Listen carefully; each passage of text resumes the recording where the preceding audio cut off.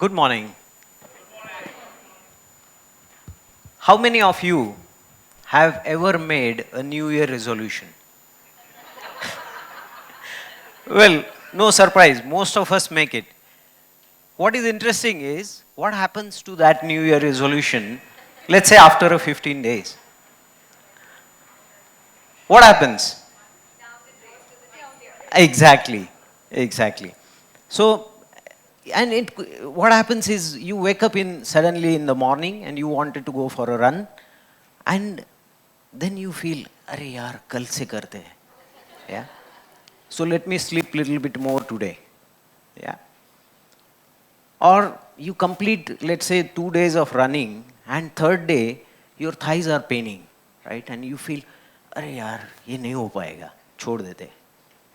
And this is what normally happens to most of us. Statistically, about 92% of the people tend to dishonor their own commitment which they made on 1st of January. That means there are 8% people who are actually honoring. And we are going to look at what makes those 8% of the people. Well, my name is Anand. I am responsible for global manufacturing engineering at Philips. And I have completed several cycling trails across India. And I'm going to share with you a few stories which have actually changed the course of my thinking towards life. I was born in a family with humble educational background. And I was never considered as a bright student in the school who could make it to the top of the corporate ladder.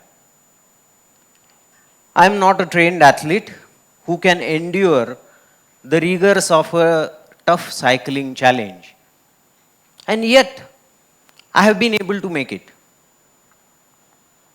At school, I was always an average student who was neglected by teachers. And I was studying with one of my cousin brothers in the same class, who was, on the contrary, the blue-eyed boy for teachers. So he was always excellent in academics, always excellent in extracurricular activities. And I used to really wonder as a child, how can I be there, right? What would make me do something that can get me there? And somewhere that sibling rivalry gave me an ignition point for a little bit of competitiveness. I started working on my weaker areas, and it was not with great success initially. So, but I continued to work on it. I used to participate in extracurricular activities at school, was never with great success, but every activity I participated, I used to learn something out of it. By the time I reached 10th standard, I was able to secure a seat in top 10 students academically. I was representing Nasik district for Kho-Kho, and I was an average trekker, but had made a lot of good friends. Each one of them was a source of inspiration for me. After 12th, I was able to secure a seat in one of the premier institutes in India. And there I met some incredible people who came across the society, and they were the cream. Either they were excelling in academics, they were excelling in sports, or they were excelling in other activities which they were doing. And when I used to talk to them to understand what made them so different as compared to others, most of them were gifted. They were gifted since their childhood, and they were really performing that year after year. On the other hand side, I met some of them who were really excellent in what they were doing, yet they were not so gifted. And when I talked to them, I noticed one important thing which was making them different than others, or the gifted ones, was their ability to perform in adverse situations. Their ability to continue in that situations day after day, week after week, and year after year.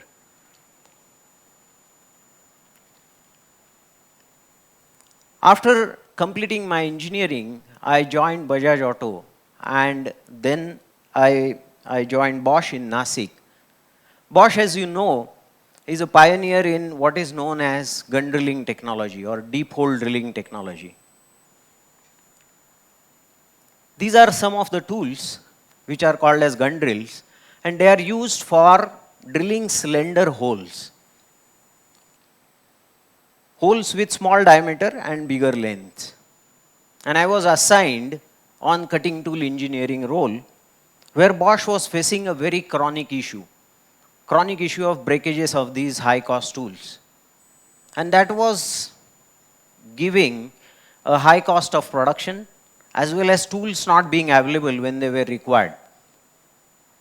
So as a young engineer, I was assigned to this task to avoid the breakage of these tools, where already many people who were experts in that field had worked. I used to try different combinations of process parameter, tool geometry, go to the machine, put them on the use, and used to stand there for shifts observing them. Initially, always without much of a success. I worked on this project for almost a year or so. And as you can see, it is a little difficult to imagine what is happening at the cutting edge because it's a blind hole. And you cannot really understand at that point of breakage what would have happened.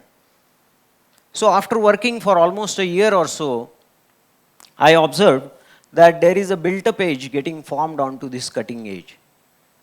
And that was because of a high frictional force between the material which is being cut and the tool.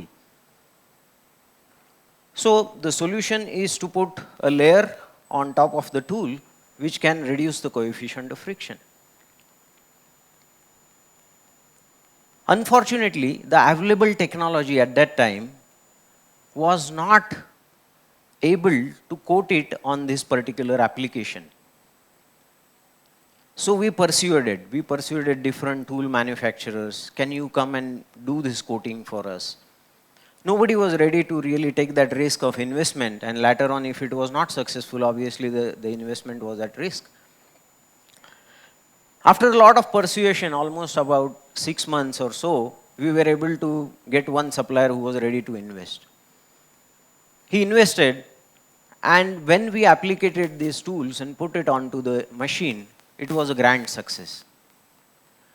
So that paved way for me being recognized as an engineer and later on towards the further success in my professional career. As a young engineer, I was introduced to what is called as Toyota production system. And later on I grew to take on global manufacturing, global operations excellence at Honeywell. Now during this course of the career, I was able to see and observe the Japanese manufacturing industry very closely. What makes them different? And it was what is known as Kaizen. In literal meaning, continuous improvement. So you improve on some of the parameters, stabilize and go to the next level. Further improve and go to the next level. That's the philosophy. I was trying to correlate it to my life, and as I was growing, also my size was growing, right? My t-shirt size was growing. So it was from M to L to XL, and practically it was going beyond bounds. So until I met one group of people, cyclists in Pune, and I started practicing with them. Every day we used to go for rides, and eventually it was always happening that I was always the one who was ending the last and being most tired during these rides. No matter how hard I tried, it was always the one who was coming last was me. I was about to give up. It's not my cup of tea. And then when I started understanding the finer details of cycling, like cadence, gear ratios, gear combinations, muscle training, what you should eat, what you should drink, what is air drifting, all these points. And then somewhere it struck to me that, hey, actually this is This is where you can improve on those parameters continuously. I started working on each of that parameter every day, slightly improving, going to the next level and going a level beyond that, but always trying to break the barrier of earlier day. And that started giving me some very good results. To such an extent that one day I was encouraged to sign on for one of the toughest cycling trails in India. It is from Manali to Khardungla. So Khardungla, as you might be knowing, is the highest motorable pass in India. And it passes through cold desert. So it's a very tough terrain as such. If you look at it, on a clear day, you could have very high temperatures during the day, and in the night it becomes extremely cold. There is no hint of a shadow there, right? There are no trees, nothing. So when you are riding, you are right under the sun. So I enrolled for this, and on a particular day, we were supposed to go from Sarchu to Nakila Pass. And that goes through what is known as Gata loops. Gata loops is a chain of about 21 loops, which takes you to the top of mountain. And it's an uphill ride for almost about 18 kilometers. And you can see this, there is absolutely no shadow here. So we started on that day from Sarchu early in the morning. After riding for about 7-8 kilometers, we were told that the road ahead was closed because there was a sandstorm ahead. So we took a diversion and we took another path. Now that road was not motorable. So the vehicles which were supporting us with water and other supplements were not able to reach us. We continued on that trail further till I reached Nakila, Gata Loop's bottom. It was almost 12 o'clock in the noon. The sun was right on top and my water was finished. In that same way, I continued to ride for almost about 4 hours till I reached the top, with an assumption that when I reach the top of Gata Loops, it is the Nakila Pass. To my surprise, when I reached the top, I noticed that Nakila Pass is further 5 kilometers of ride, and that also uphill climb. I was completely exhausted and dehydrated. I had no energy to carry on further. My entire face was burnt, my skin was burnt. I had no ability to continue. And I was lying there on the side of the road with my bicycle on the other side, just being completely exhausted, almost unconscious. When our expedition leader came from behind and he tried to revive me somehow. And he said, "Hey, please get up. Nakila is just about a kilometer away from here, right? You can make it. It's not 5 kilometers. Somebody has given you wrong information." So I got up and I started riding. With the hope that Nakila is just a kilometer away, I continued to ride for almost 5 kilometers.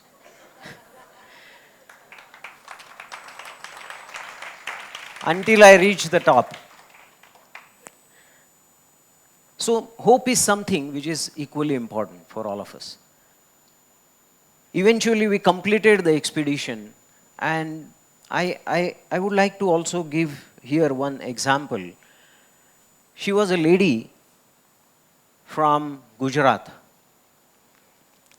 and because of an accident in her childhood, she had lost one of her legs. She was on prosthetics and she continued to ride with us right from Manali up to Khardungla and made it to Khardungla top. That's her picture.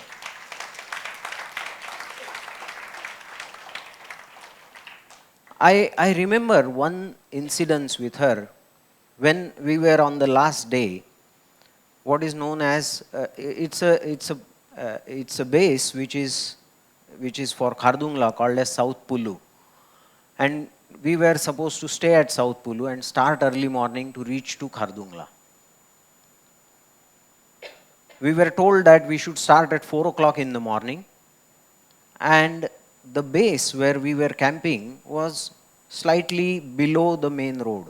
So we had to climb down to reach to our base. In order to be ready and to be with all the cyclists at 4 o'clock, this lady woke up at 3 o'clock in the morning because she knew that she had to take her bicycle in her hand and climb that path up to the road, and we were supposed to start from the road. So she was up at 3 o'clock taking efforts to reach to the road so that she could start with all of us. Finally, she made it. So when I look back upon certain things in our life, right, what adversities we face or what we feel that those are our adversities, I think there is far more, right? Provided we are able to really decide upon these. And a few weeks back, the TEDx team approached me for curating this talk. What I felt was when I was looking back on these incidences, what I felt was it is the grit. It's the combination basically. It's the combination of grit, interest, practicing and deliberate practicing, purpose, and hope. These 5 things make us do anything in life which is possible. Possible done by any other human being. And that makes that 8% of the people. And that is the power of perseverance. Thank you.